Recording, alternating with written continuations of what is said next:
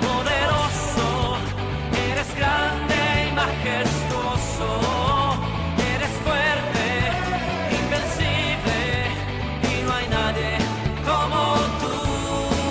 Tú eres todo poderoso, eres grande y majestuoso, eres fuerte, invencible, y no hay nadie como tú.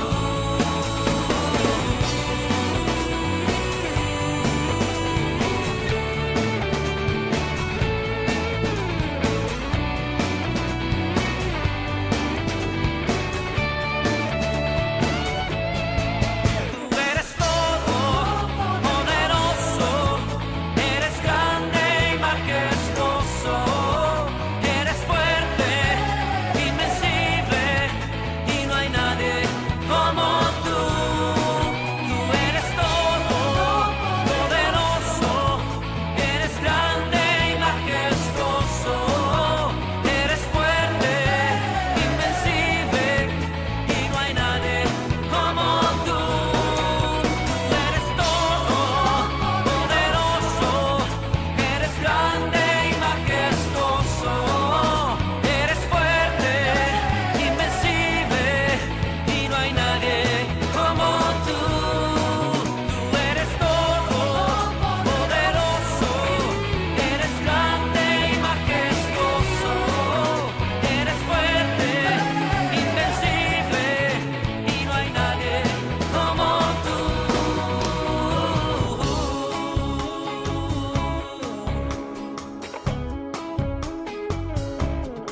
No hay nadie como tú. Bienvenidos al canal de Cristianos Evangélicos por el Mundo. Nos encontramos en la ciudad de Lugo, en la Iglesia de Buenas Noticias, para entrevistar al pastor Marcos Zapata Figueiras. Exactamente, Marcos Zapata Figueiras. Zapata es un apellido de origen aragonés y Figueiras es un apellido muy gallego, de la zona del interior del sur de Lugo, de Chantada, que son los orígenes de mi familia por parte de mi madre. Bueno, mi padre de aquí de Lugo, así que gallego de pura cepa. Eso está bien, porque yo soy también gallego, entonces estamos dos paisanos. Estamos los paisanos na nosa terra, decimos en Galicia. Estás casado con Ana Pérez Lozano Con Ana, sí, y tenéis dos hijos. dos maravillosos hijos, Fernando y Simón, que ya tienen 22 y 18 años, estudiando los dos en esa etapa formativa de la vida y apasionados con el Señor y con la obra de Dios también. Ahí estamos. Una familia preciosa, un regalo de Dios. Yo cuando pienso, y cuando estaba soltero, uno sueña pues tener una familia y tal, pero lo que Dios me ha dado es mucho más de lo que yo he soñado, mucho más. Dice la palabra que Dios da mucho más abundantemente de lo que pedimos. Y se cumple al menos en mi vida. Y creo que en la tuya también, Marcos. Tu vida, desde tu conversión hasta ahora, ha habido pues muchas cosas que Dios ha hecho. Muchas, sí, muchas. Yo me convierto allá por el año 83 en una campaña evangelística que hay en la ciudad de Ferrol. Yo nací en la ciudad de Ferrol y me crié allí hasta los 18 años, que me vine a estudiar a Lugo, a la universidad, y en esa etapa de mi vida, al acabar, estaba haciendo el primero de carrera y caminando, pues me encuentro con un grupo de jóvenes y de personas hablando el Evangelio, haciendo teatro, y ese primer día que yo escucho, un 1 de agosto de 1983, que yo escucho el Evangelio por primera vez en mi vida, pues le entrego mi vida a Jesucristo. Y eso que no era un mal chaval, yo era un joven de 20 años que ni bebía, ni fumaba, tenía amigos muy sanos, no tenía una mala vida que dijeras en aquel tiempo, uy, salí de la droga o salí... No, pero escuché el Evangelio de una forma clara y traspasó mi corazón. Que era mientras estaban compartiendo sobre un sembrador salió a sembrar. Sí, bueno, estaban haciendo una obra de teatro muy divertida. Sobre el sembrador, después la hice yo, me tocó hacerla a mí también. Aquí, en aquellos tiempos enseguida te ponían a trabajar. Sobre un hombre que salió a sembrar y había 4 personajes detrás que iban dando vueltas, que eran semillas, y caían en diferentes terrenos, y después venían las aves, el sol, bueno, fue en una obra de teatro que la vi y me impactó. Y después predicó, seguidamente predicó, estoy hablando del día 1, un hombre de barbas, gafitas, que era Pablo Royce, nuestro querido amigo Pablo Royce, el doctor Pablo Royce. Predicó él y hizo una oración para entregar a Cristo, habló sobre el amor de Dios, habló, y yo me entregué. Entonces pidió que aquellos que habían hecho la oración, pues que levantasen la mano. Y yo dije, yo aquí no levanto la mano. Yo aquí no levanto la mano, ¿qué hago esto? No, para nada, para nada. Eso fue el primer día de campaña que estaban haciendo, un grupo de iglesias que en Ferrol habían puesto a la campaña Buenas Noticias. Y ahí surge el movimiento de iglesias Buenas Noticias. Y en ese primer día de campaña yo le entrego mi vida a Jesús. Me voy para casa y lo que yo no sabía es que Jesús se había venido conmigo a casa. No pegué ojo toda la noche, Marcos. Es decir, estaba, pero no por preocupación, había una sensación de ansiedad, y al día siguiente mis pies me llevaron a la misma plaza para escuchar nuevamente el Evangelio, y aquel día estaba predicando Julio Pérez y yo ya levanté la mano y hice mi primera oración en la vida, mi primera oración. Porque internamente deseé, y ojalá venga a hablar de Barbas de ayer conmigo. Yo sabía que levantar la mano era para establecer un contacto. Y cuando me doy cuenta de aquel grupo de 80, 100 personas que estaban predicando el Evangelio, cuando me doy cuenta, a mi lado, ¿quién estaba? De Barbas de ayer, Pablo Royce, al que honro su memoria porque partió y está con el Señor y ha sido un maestro y un mentor en muchas cosas, sobre todo en muchas cuestiones de terapia familiar y consejería, que ha sido mi verdadero mentor, ¿no? Entonces, ahí empezó mi vida espiritual. Y ya me quedé en la campaña, todos los días asistí a la campaña, escuché el Evangelio de una forma muy clara y lo capté, lo entendí. Había allí muchos pastores, estaba también Ricardo Hussey y otras personas, lo entendí perfectamente. Y ya empecé a predicar a amigos y compañeros en la universidad, pero bueno, eso es otra historia. La conversión tuya, ¿cómo afectó en el campo familiar?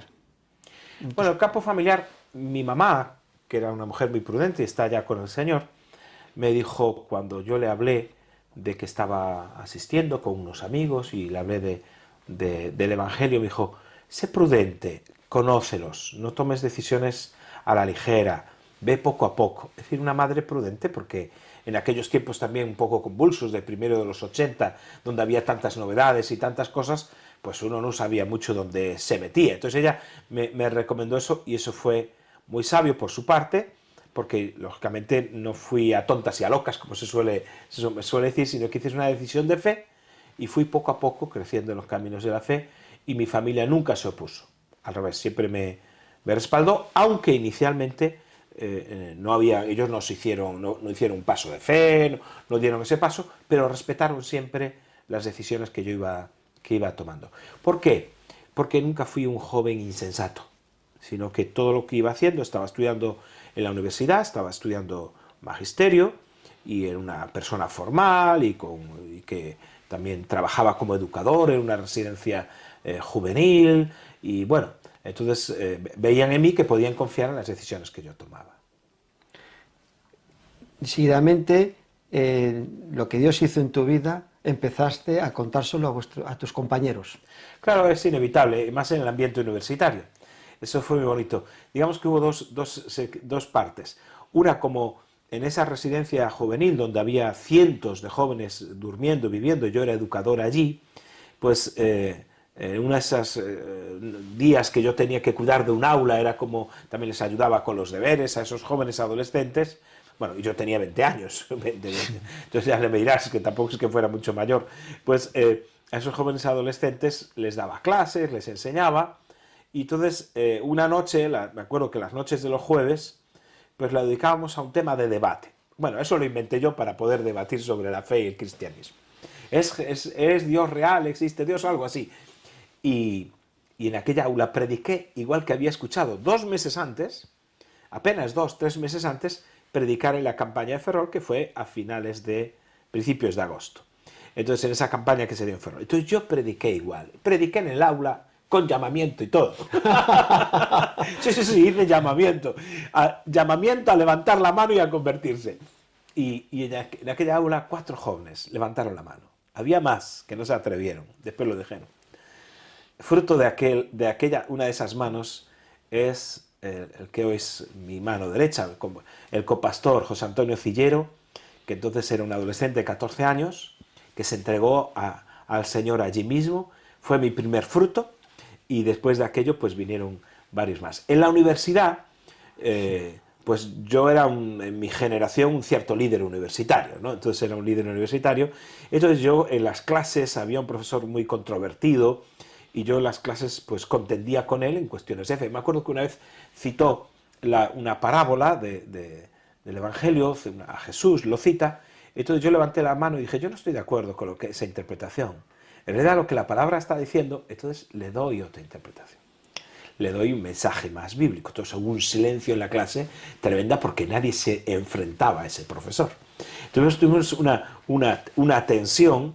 Entonces, de repente, al acabar la clase, un montón de compañeros, pero tío, ¿tú cómo conoces así la Biblia? ¿Qué es lo que pasa? ¿Qué no pasa? Y le prediqué a muchos compañeros.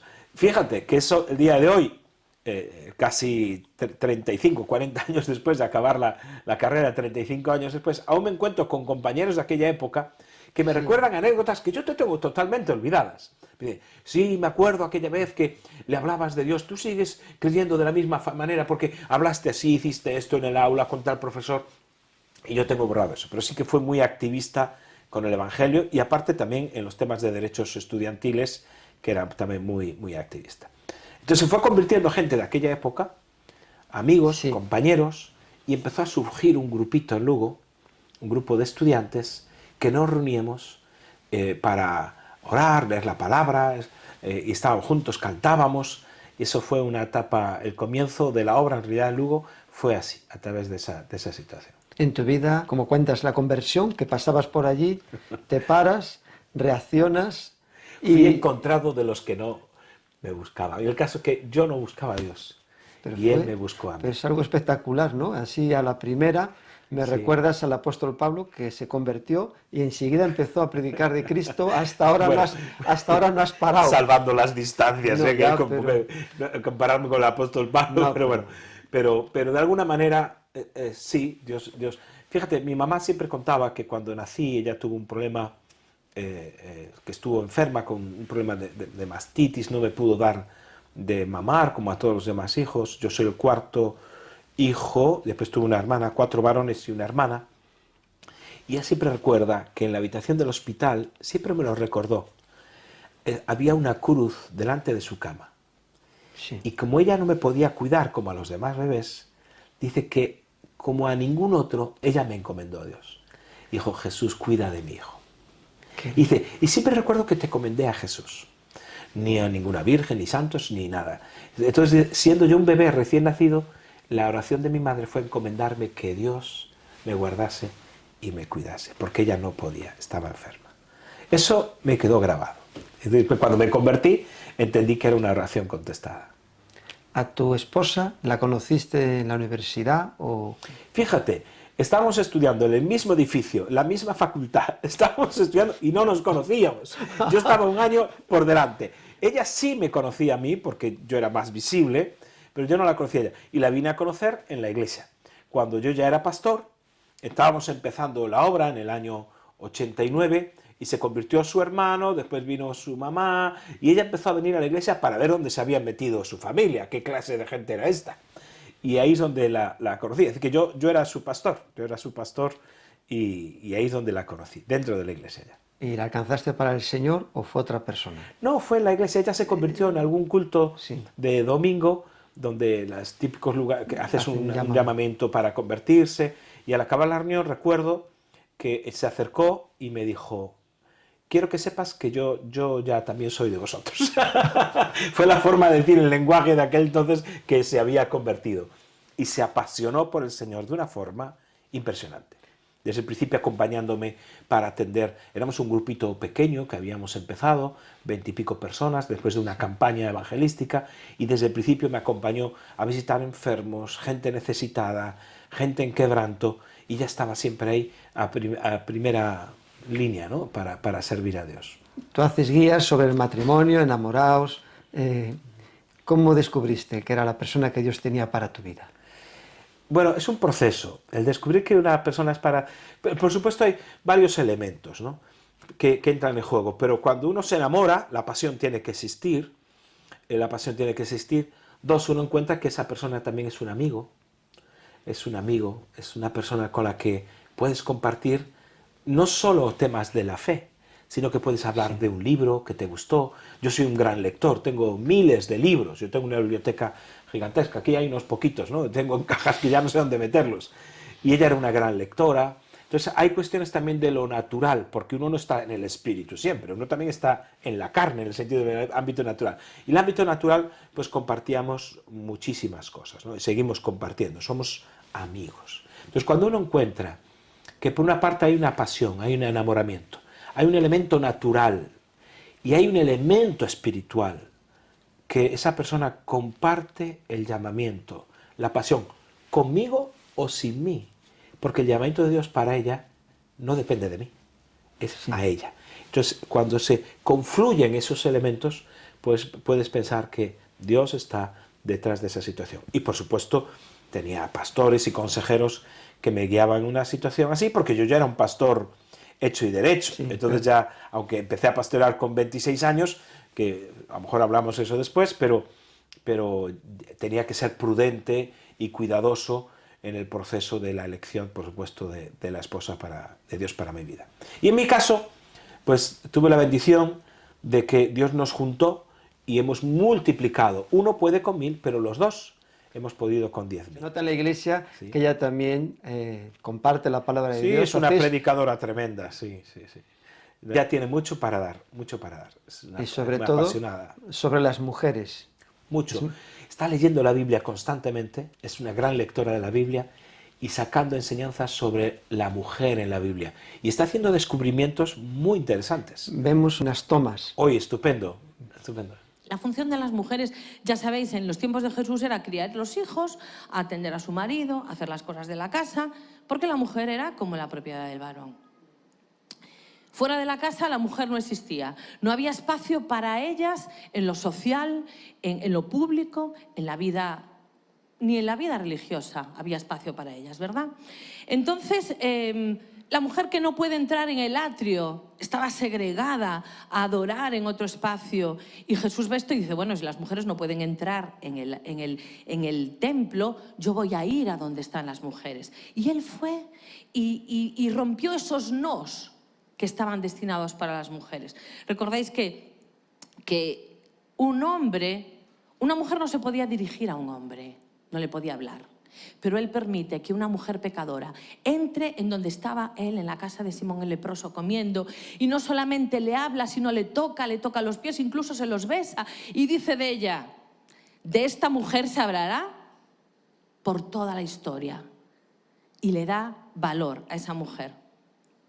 Un hombre no podía tampoco dirigirse a la mujer, tampoco podía tener esa iniciativa de dirigirse a una mujer, y menos si era extranjera. Pero Jesús, en el pozo de Sicar, ante una mujer samaritana, él le habla. Y no solamente le habla, la valora, sino que le da un ministerio, le da una misión y la hace misionera para alcanzar ese pueblo samaritano, para alcanzarlo con el Evangelio. Lo que nos impactó mucho fue el último que compartió, sobre la mujer de Job. Vemos unas tomas. Claro.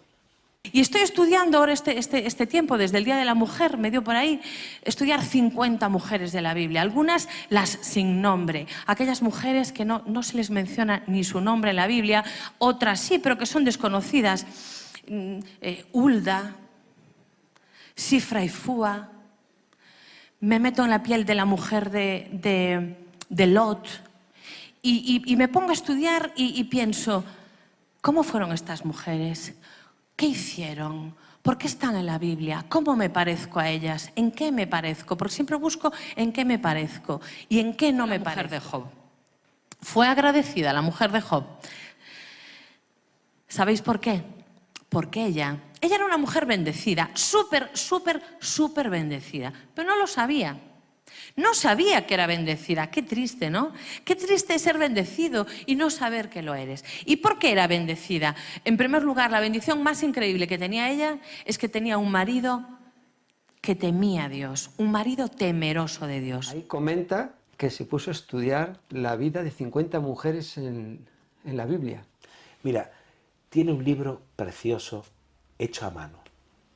Precioso. Y hay que editarlo, sobre el estudio de cada mujer. De hecho, está preparando ahora un mensaje muy bonito sobre dos mujeres y tiene mucho más para dar, pero con una óptica y una visión, como pasó con el área de la mujer de Job, nunca antes abordada. Es muy interesante, muy interesante. Vale mucho. Ana, yo es un regalo de Dios para mí, ¿qué voy a decir? Sí, además que transmite la palabra con mucha naturalidad y profundidad. Ha perdido del marido, sí. O sea, que hacéis un equipazo, ¿no?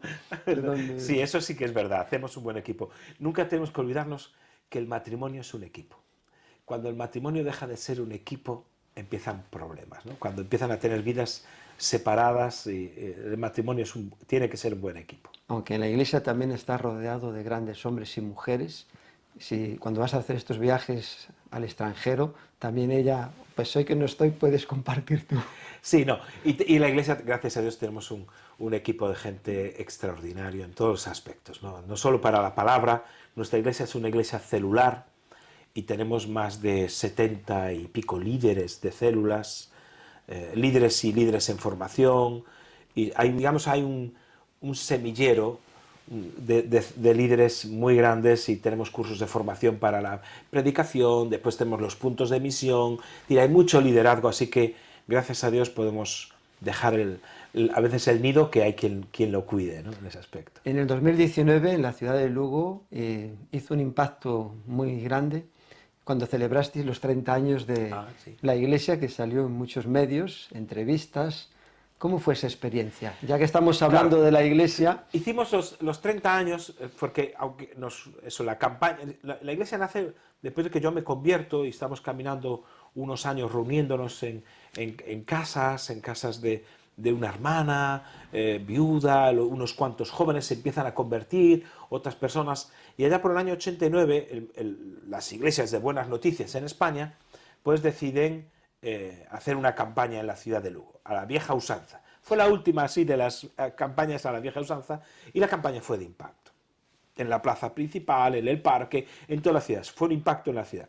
De aquello quedó unas 20 y pico personas convertidas. Rápidamente alquilamos un local pequeñito, en un antiguo supermercado, en una plaza, que hasta el día de hoy sigue siendo iglesia, porque así que lo dejamos nosotros, lo cogieron otros hermanos, y hoy está Cuerpo de Cristo en aquel lugar, así que dejamos allí la bendición y la unción, y empezamos ahí en el año 89. Entonces las Buenas Noticias hacen la campaña, y desde el 89 al 2019 son 30 años de historia. Básicamente se resumen estos 30 años en dos cosas. Resumir 30 años en dos cosas es complicado, ¿vale? Sí. Pero Dios nos dio un eslogan, además fue muy espontáneo, es 30 años proclamando las buenas noticias, 30 años sirviendo a la comunidad. Son los dos brazos que en general todo Buenas Noticias en España tenemos, especialmente en Galicia mucho más fuerte, pero todo Buenas Noticias. Es el brazo evangelístico, la proclamación de la palabra, y el brazo social de servir a la comunidad, que eso es esencial para nosotros. Es decir, el Evangelio va con demostración de poder y de obras, para que las personas puedan ver y creer. Y cuando ven las obras, glorifican al Padre que está en los cielos. Entonces, los 30 años se resumen así. E hicimos una fiesta muy bonita, donde vinieron políticos, diputados, concejales, gente de la Diputación, vino gente de instituciones evangélicas. Fue un día muy bonito, dimos un vino español, hicimos un vídeo muy, muy bonito de los 30 años, donde se ve toda nuestra historia. Vamos a verlo ahora un poco. Vamos a verlo un poquito. En agosto del año 1983, el movimiento evangélico Buenas Noticias, nacido en la Universidad de Santiago unos años antes, realiza una campaña evangelística en la ciudad de Ferrol. Allí, Marcos Zapata, estudiante en la Universidad de Lugo, tiene una experiencia de fe conociendo a Jesucristo, una experiencia que transformaría su vida. Enseguida comienza a compartir su fe en la universidad entre sus amigos y compañeros en Lugo. Como resultado, comienzan a reunirse un grupo de jóvenes para cantar, orar y leer la Biblia. El grupo va creciendo hasta que en 1989 Las iglesias Buenas Noticias de España realizan una campaña de impacto evangelístico en la ciudad de Lugo. Durante 10 días en las calles y plazas de la ciudad se escucha un mensaje de fe y de transformación personal. En el mes de septiembre de ese mismo año comienza la iglesia Buenas Noticias Lugo. Durante los siguientes años y hasta nuestros días, la iglesia se desarrolla a través de la vida de la comunidad, la obra y la presencia social y el evangelismo.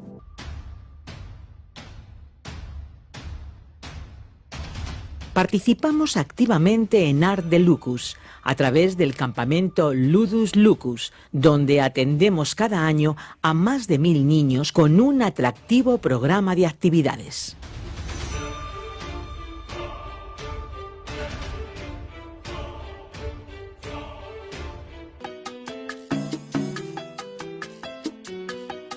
Somos una iglesia formada por personas procedentes de diferentes naciones y para celebrar nuestra diversidad, cada 12 de octubre realizamos el Festival de las Naciones, una fiesta de encuentro entre culturas en la que participan cientos de personas.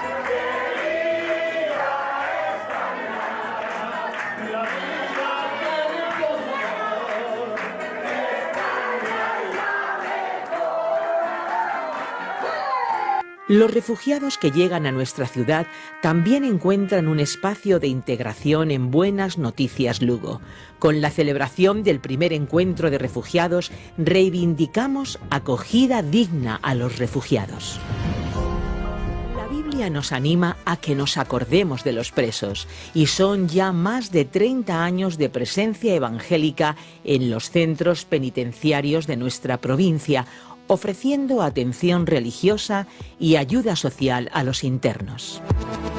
Parte vital de nuestra identidad es proclamar el Evangelio en las calles y plazas a través de multitud de actividades, música, baile, testimonios personales y también teatro. Cada año, jóvenes de diferentes lugares del mundo acuden a Lugo para participar en nuestras actividades de difusión del Evangelio. Implícate.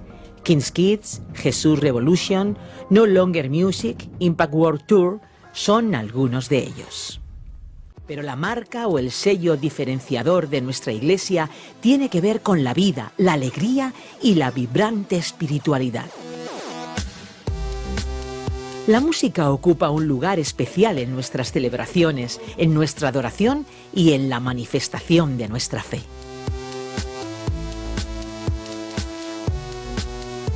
A través de diversos programas, desarrollamos el cuidado integral para la familia, realizamos diferentes eventos y encuentros para la mejora de la relación de la pareja. Los jóvenes y adolescentes tienen en Buenas Noticias un lugar primordial, con un programa semanal enfocado en su formación bíblica y personal, así como otras temáticas de su interés, actividades lúdicas, campamentos, teatro, música, conferencias, conciertos y viajes, entre otras muchas actividades.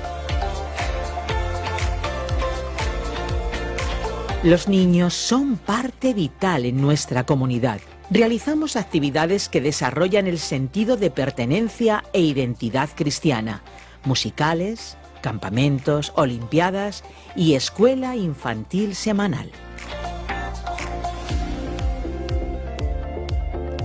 También nos reunimos en grupos pequeños en diferentes hogares y zonas de la ciudad. Ahí nos apoyamos y cuidamos, oramos unos por otros y también lo pasamos estupendamente. Cada persona en Buenas Noticias puede desarrollar sus dones y talentos en las diferentes áreas de servicio de la Iglesia. En la música, enseñando, con los niños, con los jóvenes, ayudando a los más desfavorecidos, en el equipo de bienvenida y otras muchas más áreas.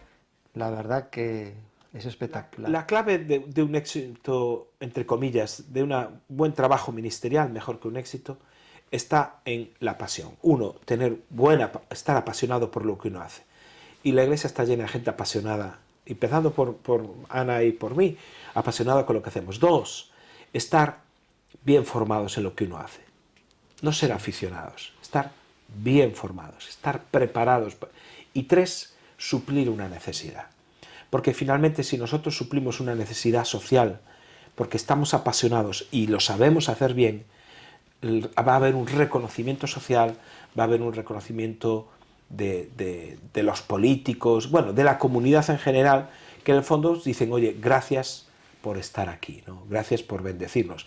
Fíjate, cuando nos venimos para este local, que estamos ahora, un local muy grande, que tiene, bueno, muchas instalaciones grandes, tenemos más de 1.300 metros cuadrados en el pleno centro de la ciudad, del barrio del que salimos, de la zona del que salimos, vino gente a vernos aquí diciendo, y nos dijo un vecino, fíjate lo que nos dijo, qué pena que os fuisteis. Y dice, se fue la vida de nuestra calle. Interesante.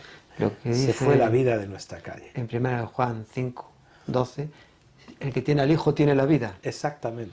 Y esa vida se tiene que manifestar cuando nace un niño.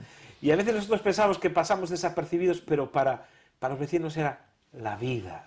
Allí celebraban sus reuniones de comunidad, de vecinos, el local estaba abierto a la comunidad y era muy, muy bonito. Como este local, que sigue abierto a la comunidad. Es que esa mecha que se encendió en esa campaña, cuando te convertiste, sigue todavía con más intensidad. Mi padre espiritual, mis padres, que son Segundo Navaza y Lola Romero de Ferrol, sí, me inyectaron esa fe y buenas noticias es esto. Es un movimiento de iglesias de acción, pero al mismo tiempo de demostración de ese poder, sí, de Dios. Después de ver esta perspectiva de los 30 años como iglesia, estabas comentando que os reunís en células, tenéis una estructura como iglesia. ¿Cómo es vuestra forma de vida en la iglesia? Nosotros somos una iglesia celular, no una iglesia con células, sino una iglesia de células.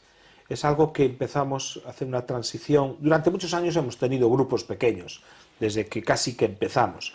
Pero hemos empezado a hacer una transición seria de cambio de estructuras desde hace 4 años. Y llegó la pandemia y nos pilló en plena transformación.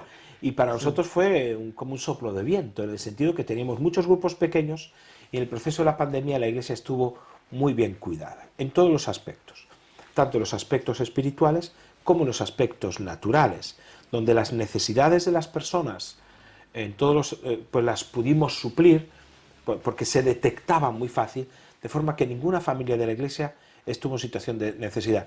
Y cuando digo ninguna, Marcos, es ninguna. Hemos invertido miles de euros en ayudas personales y Dios nos proveyó para poder suplir alquileres, la comida, los estudios de chavales, bueno, situaciones muy dramáticas, e invertimos mucho dinero en poder desarrollar la ayuda integral. Entonces, las células nos ayudaron en ese aspecto.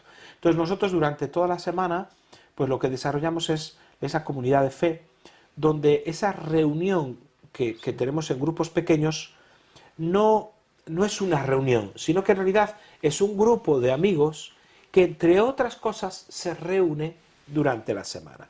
Pero van al cine juntos, o ayudan socialmente a alguien juntos, o van a jugar a fútbol juntos. Es decir, es un grupo de amigos que expresan también su fe con una reunión. Entonces, como hay muchos amigos, empiezan a traer a sus compañeros, compañeras, a esas células, y se está convirtiendo la gente. Y el domingo tenemos un culto de celebración, donde todos esos invitados que durante la semana se contactan y ven la vida, llegan, escuchan la palabra, y casi todos los domingos, podemos decir, hay gente que se entrega al Señor, sin no decir todos. Siempre hay alguna persona que cada domingo se entrega al Señor. Entonces tenemos esa visión celular que está trayendo mucha vida y requiere cambios profundos en la propia concepción y estructura de lo que significa ser iglesia. Cambios profundos, de verdad. ¿En la iglesia cuántos miembros sois? Bueno, miembros, a veces el concepto de miembro asistentes, gente que está integrada, porque nosotros el modelo celular nos obliga a reevaluar el concepto de miembro. Miembro ya no es solo el que asiste, sino el que participa de una célula, porque eso es la vida. Si participas en una célula, eres una parte vital de la congregación. Sí, sí. Entonces, personas que participan de forma integral en las células, en este momento, están en torno a 300 personas en las células. Después están todos los adolescentes, todos los niños, todas las personas que tenemos en los pueblos y en los puntos de misión, y aparte está todo el sector de gente que todavía, por unas circunstancias u otras, no participa de, digamos, de la vida celular, que son personas que no acaban de captar el modelo o que no pueden por las circunstancias que sean. Entonces pasamos de las 400. Pero yo me quedo con esos 300 que están ahí bien enfocados en la visión. Las reuniones celulares, ¿qué día de la semana se llevan a cabo? ¿Son todos el mismo o se van adaptando dependiendo de las necesidades de trabajo? Exacto, esa es la clave de la célula. No fue el hombre hecho para el sábado, sino el sábado para el hombre. Entonces se adapta. Hay células que están por la mañana, otras por la noche, otros los sábados, lunes, martes, miércoles. Todos los días hay multiplicidad. ¿Por qué? Porque te adaptas a la realidad de cada grupo. Y eso es lo bueno. Funciona como el cuerpo humano. Funciona constante función. Entonces, hay una multitud. Entonces, las células son como una avanzadilla del ejército de Dios, ¿verdad? Son en toda la ciudad. En toda la ciudad tenemos grupos que están orando, que están haciendo la obra social, porque en las células se hace la obra social, se hace la guerra espiritual, se hace todo lo que es las relaciones interpersonales, el cuidado pastoral y sobre todo nuestro enfoque, que es el hacer discípulos y el generar discípulos. Para poder hacer discípulos necesitamos grupos pequeños donde haya una interacción personal, donde nos conozcamos, y bueno, y hay todo un itinerario educativo dentro de la Iglesia que las personas desde que se convierten, pues hasta pasan ya, es como ir al colegio, desde que nace un niño ya sabes que va a pasar por un itinerario educativo aquí en España, pues en la Iglesia igual, y está siendo, bueno, muy productivo. Todo muy organizado y estructurado para... Sí. Estar dando lo mejor de uno mismo al Señor. Y cuando las cosas están organizadas, ganas tiempo. No tienes que estar improvisando en cada momento, ¿no? Sí. Después también tendréis, mejor un día a la semana o al mes, para que se reúnan los jóvenes, diferentes actividades, aparte del domingo en el culto de adoración. Los jóvenes tienen sus propias células, pero aparte hacen una reunión los sábados, normalmente hacen... Bueno, el verano ha sido extraordinario, porque en verano tienen muchas más actividades, pero durante el invierno, aparte de sus grupos celulares, tienen las reuniones especializadas para ellos, donde se tocan diferentes temas que tienen que ver con las luchas y los desafíos que ellos viven como jóvenes y adolescentes. Entonces, tenemos ministerio a tiempo completo para jóvenes, ministerios dedicados a adolescentes exclusivamente. Entonces, trabajamos 3 sectores, desde los 12 hasta los 15, de los 16 a los 19 y de los 20 a los 25. Tenemos ahí ministerios dedicados para cada uno de ellos, con la visión celular también. Entonces estamos, y aparte tenemos también ministerio trabajamos el tema de matrimonios muy bonito, con muchas actividades para mujeres, bueno, las cosas típicas, pero no como programas de la Iglesia, sino que surgen desde las células. Y esto es lo interesante, ¿no? Surgen desde al principio me comentabas que estudiaste magisterio, pero también eres terapeuta familiar. Bueno, no exactamente terapeuta, yo soy, por la Universidad de La Coruña, experto en intervención familiar. Allá a finales de los 90, a través precisamente de Pablo Royce, que hemos hablado de él, de mi conversión, pues empecé a estudiar en una asociación que se llama EIRENE. EIRENE es una asociación digamos, de terapia, de consejería familiar cristiana, de lo mejor que hay a nivel mundial, y me hice consejero familiar a través de EIRENE. Acabando los estudios de EIRENE, surge la posibilidad de hacer un expertise, un experto en intervención familiar por la Universidad de La Coruña, y empiezo a hacer también el experto en intervención familiar con el fin de mejorar mi pastoral. Siempre es el propósito y el fin. Y así también lo hice. Entonces estudié y salgo con una formación, y justo acabando el curso de experto me llama de la Xunta de Galicia para ver si podríamos empezar un centro de menores en la ciudad de Lugo para trabajar con niños en situación de riesgo y de exclusión social. Empezamos una aventura. Dije, bueno, dame tiempo para pensarlo, porque no sé muy bien lo que es eso. ¿Cuánto tiempo tengo? Me dicen, 2 horas. ¿Cómo 2 horas? 2 horas, 2 horas.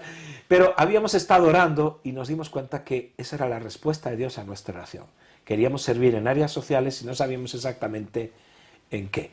Y ahí empezamos con nuestra formación, tanto Ana como yo, que ella también hizo el curso con EIRENE, con nuestra formación secular, nuestra formación cristiana, empezamos a trabajar en el ámbito de menores y de familia, y eso ya Dios abrió una puerta ahí, porque empezamos en realidad a intervenir en la vida de las familias y de los niños desde un ámbito pastoral, solo que con un código y un lenguaje, lógicamente, social y profesional, lógicamente. Pero nuestra intervención era muy pastoral y empezamos a sacar muchos niños para adelante, muchas familias, y ahí empezó a crecer, nos ofrecieron más centros de menores, empezamos a abrir, y hoy hay una red grande de centros de menores que lleva la Asociación Dignidad, ¿no? La Fundación en Galicia. Pero ahí está, yo soy como consejero familiar, experto en intervención familiar y haciendo terapia familiar muchas veces con muchos matrimonios. Has mencionado hace un momento a tu esposa, que habéis estado comenzando esos estudios y esa preparación. Vemos ahora... Ella vale mucho más, en lo social es tremenda, ¿eh? Sí, por eso te digo que vamos a ver la entrevista que le he hecho sobre la obra social que estáis haciendo desde la iglesia en Lugo. Será interesante escucharla. Después de la entrevista voy a estar hablando con Ana Pérez Lozano, la esposa de Marcos Zapata. Así es. Es un placer estar contigo. Gracias, Marcos, igualmente. En esta fase de la entrevista que estamos con la obra social, pues en la iglesia la persona que tiene la responsabilidad, que podemos decir que conoce todo perfectamente, eres tú. ¿Qué nos puedes contar? Bueno, la obra social de la iglesia, en principio comenzamos con centros de menores, empezamos con menores. Es ahí en el año 99, la Xunta de Galicia convenía con nosotros diferentes centros de menores y en este momento son 5 los que están funcionando, ya no los llevamos nosotros directamente, ahora se ha traspasado los límites de lo que nosotros podíamos hacer, ha crecido demasiado, nunca es demasiado, se ha convertido en una fundación y tiene una proyección tremenda. Y por otro lado tenemos lo que es el ámbito asistencial con la asociación Aviva. Hemos también formado una asociación para hacer atención a las familias de manera directa. Entonces hacemos atención a familias en dificultad social. Y la atención es una atención integral que tiene que ver con reparto de alimentos, con provisión de enseres, de ropa, también búsqueda de empleo y acompañamiento en diferentes procesos de la vida de las personas. Estamos atendiendo a un número importante de refugiados que vienen de diferentes lugares. En este momento tenemos unas 40 nacionalidades diferentes en nuestra iglesia y son personas que han venido, han emigrado en diferentes procesos y la mayoría refugiados pidiendo asilo, ¿no? Asilo. Entonces estas personas pues los acompañamos desde el momento de la llegada hasta que se regularizan y pueden ya encontrar trabajo. Tenemos la fiesta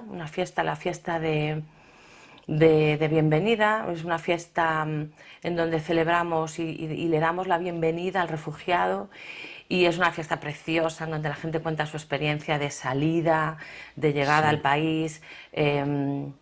Y bueno, también colaboramos con diferentes asociaciones de refugiados que están trabajando aquí en nuestra provincia, como es el caso de Diaconía, que también es cristiana. Y bueno, la atención es integral. La atención es integral, o sea, no solamente con búsqueda de trabajo. Lo que la gente más necesita es llegar a un lugar y encontrar a alguien que los ama, que los acepta, que los quiere, que los acompaña en sus procesos. Y es ahí la función que hacemos, y por eso tenemos un equipo grande de personas, de voluntarios, que todo es voluntariado, que con sus diferentes dones pues trabajan para mejorar la vida de las personas que llegan a nuestra comunidad. En la ciudad de Lugo, en las fuentes que he estado viendo, en noticias, en periódicos, tenéis un amplio reconocimiento en la labor que estáis llevando a cabo. Bueno, sí, la verdad es que salimos en los medios, pues por todas las cosas que hemos hecho, no solamente pues, durante la pandemia, porque durante la pandemia también hemos hecho cosas pues, en la medida de nuestras posibilidades para bendecir, para ayudar en una situación tan difícil como atravesamos, en un tiempo en donde no había mascarillas, donde no había absolutamente nada. Entonces, las hermanas de la iglesia tuvieron un grupo de chicas, tuvieron la idea de hacer con estas bolsas de basura, que son sacos de basura que son verdes, azules, hacer batas, hacer calzas, hacer gorros, y entonces bueno, suministramos a un montón de centros de salud, de hospitales, de residencias de ancianos, y también hicimos muchísimas mascarillas que se distribuyeron pues, por concellos, por centros de la tercera edad, bueno, un montón de lugares que pudimos alcanzar con fíjate, con una idea tan básica, tan sencilla como ¿por qué no empezamos a coser y ayudamos a alguna residencia? Pues empezó a crecer, la gente se empezó a enterar, por favor, necesitamos 50, pues otros lugares decían, nosotros también necesitamos, estamos sin EPIs, por favor ayudadnos, y fuimos muy entretenidos en ese sentido durante el tiempo de la pandemia. Pero ha tenido una repercusión tremenda en la ciudad Sí, esta iniciativa, sí, ¿no? sí, nos han dado las gracias, nos han reconocido esa iniciativa solidaria de parte de la iglesia. También otra cosa muy interesante que hicimos fue que colocamos en la puerta de la iglesia una mesa con comida. Sí. Entonces la mesa estaba sola, la gente llegaba, dejaba comida. Entonces unos llegaban y dejaban y otros recogían. Entonces vimos que durante semanas hubo familias de este barrio, de nuestra zona, que llegaban y cogían lo que necesitaban.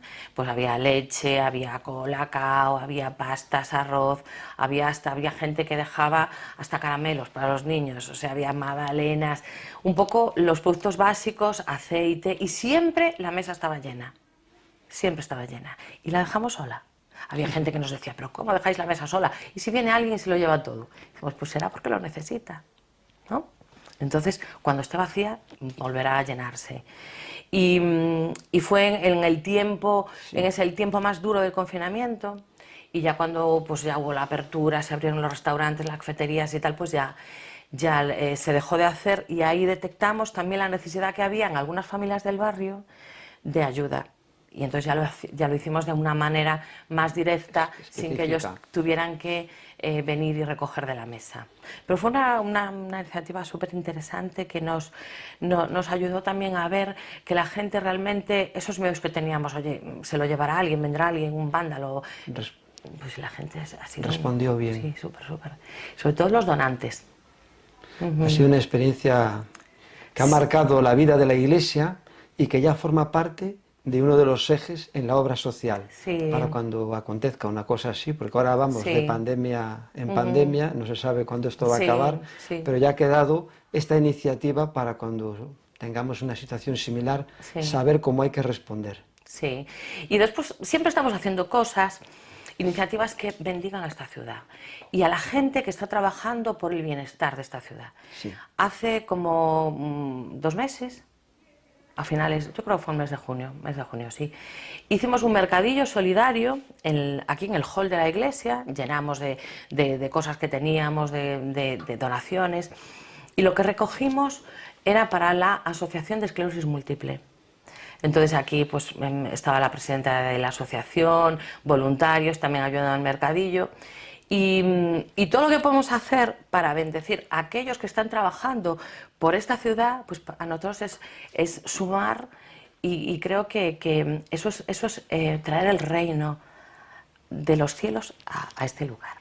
No solo predicar el Evangelio, sino que vean en las obras de la fe, sí, a través de estas iniciativas tan importantes. No es tanto que sea con refugiados, como familias en situación de vulnerabilidad, como con jóvenes, pues en este caso personas que están con esclerosis múltiple o otras patologías. Siempre estamos intentando cómo bendecir a esta ciudad, porque creemos que si nosotros tenemos una ciudad próspera, sí, esto es una bendición. O sea, Y lo la está prosperidad siendo. de nuestra ciudad es nuestra prosperidad, la bendición de nuestra ciudad es nuestra bendición. Por eso es el porqué de la obra social, porque nosotros hemos sido tan bendecidos que queremos también que esa bendición pues llegue también a nuestra comunidad.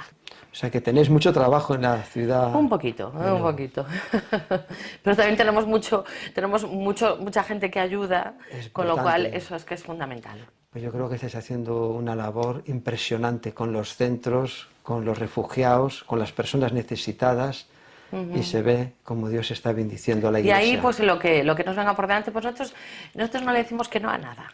Gloria a Dios. Entonces, bueno, eso somos un poquito atrevidos, pero bueno, luego nos metemos en los líos y vamos saliendo de ellos. Gloria a Dios. Pues ha sido muy interesante y de verdad Gracias, Marcos. que estoy asombrado por la labor que estás llevando a cabo en esta área de la iglesia. Ya me puedo marchar yo, ¿no? Ya ves, ya la escuchaste. Ella vale mucho, ya tiene un... Tiene un buen maestro. No, ya vale, por sí misma, por sí misma. El maestro es el Señor. Tiene un enfoque social y una visión integral, porque en la obra social hay la visión asistencial, pero hay otra visión que no solo es asistencial y que nosotros creo que el Señor nos ha usado tanto a nosotros aquí, nuestra iglesia en Lugo, como la iglesia de Ferrol, nuestra iglesia madre, en la que te cité antes a Segundo y a Lola, que están trabajando en el mismo ámbito, donde estamos tocando otros ámbitos que no son asistenciales, no solo es comida, ropa, sino que también es cómo traer sanidad a una sociedad herida, a familias quebradas, a vidas rotas. Y eso Dios nos está usando con reconocimiento propio del gobierno. Esos centros que mencionas de tutelar menores, de acogida, porque hay centros de día que vienen y después se van a su familia, y hay otros que a lo mejor están ahí continuamente hasta que encuentran una familia de acogida, ¿no? Sí. Y esos centros están, las personas que están ahí formadas son cristianos también evangélicos, ¿o es...? Son muchos centros, no habría capacidad para tener solo cristianos evangélicos. Están cristianos evangélicos y personas no evangélicas, pero que conocen nuestro ideario y respetan lógicamente nuestros valores a la hora del trabajo. Tenemos un plantel de profesionales muy grandes, psicólogos, pedagogos, maestros, trabajadores sociales, es decir, un plantel fuerte de trabajadores en todos los ámbitos que estamos. Nuestro énfasis en el trabajo con los niños desde hace muchos años siempre fue primero hacer una atención profesional, que es lo que hay que hacer. Esos niños necesitan una atención profesional, que eso implica que hay una mirada integral hacia todas sus necesidades. Y después, dentro de eso, nosotros siempre hemos procurado que fueran expuestos de alguna manera al Evangelio. Expuestos de alguna manera, respetando. Hemos tenido niños de todo tipo y siempre se ha respetado, sean católicos, sean musulmanes o sean ateos. Es decir, eso, nuestro trabajo no varía ni un ápice. Pero cuando el profesional que atiende tiene una fe, tiene una forma, unos valores, eso se transmite, eso se ve. Es decir, porque los niños crecen por conductas imitativas, se aprende por modelaje. Entonces, si la persona que te cuida, que te guía, es una persona que no fuma, que tiene un lenguaje que no es soez, es una persona que es capaz de perdonar, es una persona que es capaz de respetar al diferente, se supone que aquellos que somos cristianos evangélicos, esos valores los tenemos integrados y los podemos transmitir a los niños. Y eso es clave en nuestro trabajo. Con la formación profesional, pero también con el amor de Dios, Claro, porque siendo un reflejo de Cristo. Eres tú. Es decir, yo recuerdo cuando empezamos en el año 99 y me hicieron una entrevista en la Xunta de Galicia. La persona que me entrevistó, que era la delegada de familia para la provincia de Lugo, vio todo mi perfil, les encantó por mi formación secular, digamos, y dije, pero quiero que sepan una cosa, yo soy pastor. Dijo, ¿y eso qué significa?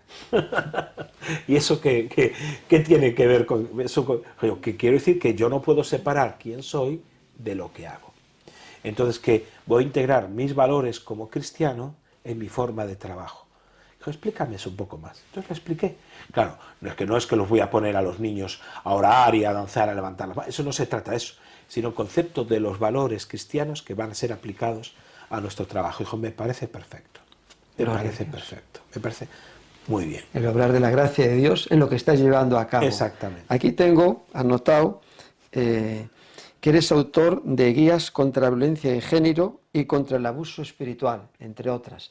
Y que he leído un artículo editado de un medio muy importante, señalan que eres el autor de la primera guía de violencia de género de la mujer. Sí, la verdad es que cuando escribí la guía, te estoy hablando de hace 10 años, fíjate, y por desgracia sigue vigente, cuando escribí la guía vino a llenar un hueco en el ámbito evangélico que nadie había cubierto en aquel momento, o estaba mal cubierto de alguna forma. Entonces escribo la guía y es un impacto. De hecho, escribo la guía, se edita muy bonita, muy bien, y hubo alguna editorial que me dijo, si quieres te la editamos y te la publicamos. Y dije, no, porque, total, ¿para qué? La cuelgo en internet de forma gratuita y que la descargue quien quiera, porque si la edito en papel, que la pueden comprar 300 personas, 500, eso ya sería muchísimo, eso. Entonces mejor la cuelgo y ya está, de forma gratuita. Entonces, como al mes y medio, me informan y me dice, oye, tienes 50.000 descargas. Y dije yo, ¿qué me dices? 50.000 descargas. Pero eso no me lo puedo... Es decir, estaba sorprendido. Bueno, en menos de 3 meses teníamos 150.000 descargas de la guía, de todo el mundo. Me llegaron mensajes desde Australia, Alemania, de muchísimos países de Latinoamérica, no sé si de todos, porque me llegaron en aquel entonces de todas partes, gente profesional. Recuerdo la carta de una jueza dándome gracias por esa guía, muchas personas que me escribieron en aquel momento. Entonces me di cuenta que la guía en sí mismo no es nada extraordinario, lo digo de corazón. Creo que a nivel secular uno puede encontrar guías tan buenas o mejores, pero sí trae una visión evangélica, cristiana, en el ámbito de lo que es incluso el maltrato dentro de la iglesia evangélica. Nadie hablaba de eso.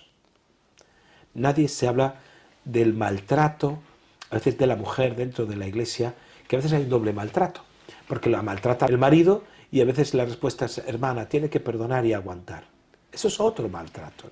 Entonces la guía enfocó cosas que nadie tocaba y desde entonces todavía nadie ha tocado. Entonces es muy interesante el final, que es una herramienta muy práctica de recursos sociales. Lógicamente habría que actualizarlo, porque 10 años después hay muchísimas más ayudas, recursos y cosas que estarían a disposición. Pero la reflexión y la forma de intervenir sí trajo una luz, y por eso el éxito. Siempre pues me cuestioné, dije, si hubiera pedido €1 de donación, Sí. hubiéramos podido establecer un programa, un proyecto para ayudar a mujeres en situación de maltrato y violencia de género. Sí. Después me formé como experto también en intervención en mujeres víctimas de violencia de género. Eso es otra de las formaciones que también tengo. Y entonces ahí, trabajando con ellas, sentí mucho. Dije yo, hubieran sido 150.000 euros o 100.000, quién sabe, o 50.000. A lo mejor no hubieran donado todos, ¿no? Pero hubiera ayudado mucho a un proyecto en ese sentido. ¿La guía qué nombre tiene para el que la quiera descargar? La pueden descargar de la página web de alianzaevangélica.es. En esa página web hay una sección de recursos, una sección donde van a poder encontrar varios materiales que se pueden descargar. Entonces, muy facilita. Cuando llegan allí, tiene una portada extraordinaria, una maquetación de lujo. La guía también ha tenido éxito porque ponemos mucho énfasis en la maquetación, para que se vea bien. Entonces van a ver vía pastoral contra la violencia de género. Guía pastoral contra la violencia de género. Entonces es muy sencillita, pero entrar en alianzaevangélica.es es muy sencillo de descargar y de forma gratuita. A mí me ha llamado la atención lo que comentabas hace un momento del abuso espiritual. En su día, en un congreso que la Alianza Evangélica estableció, un congreso de psicología y teología pastoral, nos pidieron a varios ponentes que pudiésemos hablar sobre ese término, que lo que es el abuso espiritual. Fue muy interesante porque el doctor Pablo Martínez, el famoso psiquiatra, dio una ponencia muy pastoral, siendo psiquiatra, dio una ponencia pastoral basándose en el libro de Ezequiel y en otros textos acerca del perfil del abusador y qué es lo que pasa, qué es lo que busca. Y a mí me tocó dar una ponencia técnica, siéndole el técnico yo el pastor, intercambiamos y después nos pidieron por favor si podíamos convertir en libro esas ponencias. Eso fue otro trabajo, porque una cosa es comunicar a una audiencia presente y otra cosa es escribir eso. Eso es otro trabajo totalmente distinto. Pero fruto de ese trabajo de varios meses, arduo, que pasó, por cierto, varias filtros, porque de la Alianza Evangélica todo lo que se edita pasa a un comité de autorización, que pasa varios filtros a nivel teológico, muy interesantes. De hecho, el que estaba entonces encargado, José Hutter, del área teológica, puso en cuestionamiento algunos puntos que yo traía en cuanto a valores y filosofía de trabajo, y los cuestiona, y él se carteó. El carteo que tuvimos con José Hutter y yo fue tan interesante, esas epístolas donde defendíamos las posturas, tan interesante que han pedido que publiquemos esas cartas también, porque hubo que tener una defensa, digamos, teológica de las posturas que planteamos. Entonces yo hice un acercamiento completamente distinto, porque mi acercamiento, el de Pablo Martínez, muy interesante, que recomiendo leerlo, es qué pasa con esos abusadores, cómo detectarlos, cómo actuar frente a ellos. Mi acercamiento es distinto. Mi acercamiento es, ¿y si yo soy el abusador? ¿Y si soy yo? Entonces, ¿cómo evitar convertirse en un abusador espiritual cuando uno es un líder? Entonces establezco 4 ejes, 4 parámetros que intento que sean lo más universales en cualquier cultura, en cualquier lugar, que puedan ser válidos para la China, para España o para Latinoamérica.